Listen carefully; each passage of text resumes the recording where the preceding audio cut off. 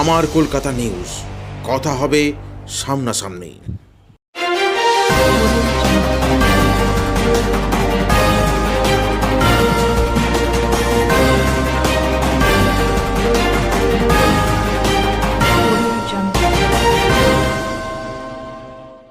আজ সন্ধ্যায় রাজ্য বামফ্রন্টের তরফ থেকে প্রার্থী তালিকা প্রকাশিত হয়েছে।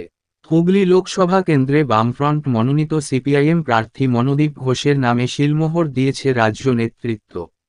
প্রার্থীর সমর্থনে ইতিমধ্যেই বামফ্রন্টের কর্মীরা দেয়াল লিখন শুরু করে দিল। চুঁচুড়ার বিভিন্ন জায়গায় প্রার্থীর সমর্থনে দেয়াল লেখা শুরু হয়ে গেল।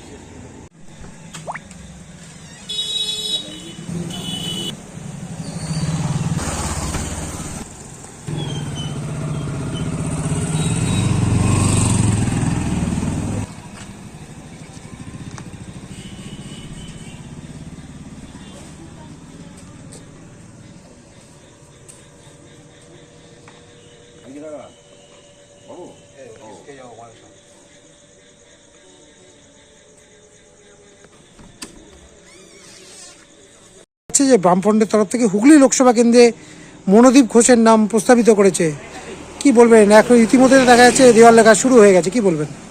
আমরা অত্যন্ত আনন্দিত যে হুগলি লোকসভা কেন্দ্রে কমরেড মনোদীপ ঘোষ, ছাত্র আন্দোলনের প্রাক্তন নেতা, বর্তমানে শ্রমিক আন্দোলন এবং গণ আন্দোলনেরও নেতা, যার বাড়ি হচ্ছে এই চুঁচুড়া শহরে, হুগলি চুঁচুড়া শহরে, এবং যার রাজনৈতিক জীবন তার ছাত্র আন্দোলনের মধ্য দিয়ে শুরু হয়েছিল এই শহর থেকেই, তিনি আমাদের এই হুগলি লোকসভা কেন্দ্রের প্রার্থী হয়েছেন। এতে আমরা হুগলি লোকসভার মানুষ হিসেবে অত্যন্ত আনন্দিত, অত্যন্ত গর্বিত, এবং আমরা অত্যন্ত আশাবাদী যে এই নির্বাচনে বিপুল প্রতিদ্বন্দ্বিতা হবে এবং আমরা আশাবাদী যে তিনি জয়যুক্ত হবে।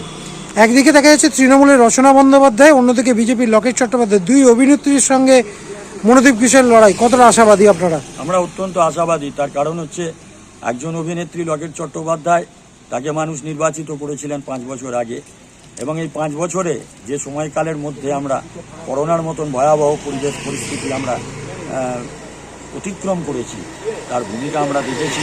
সেটা আপনি হুগলি লোকসভার অভ্যন্তরে মানুষের মতামত মিলেই জানতে পারবেন।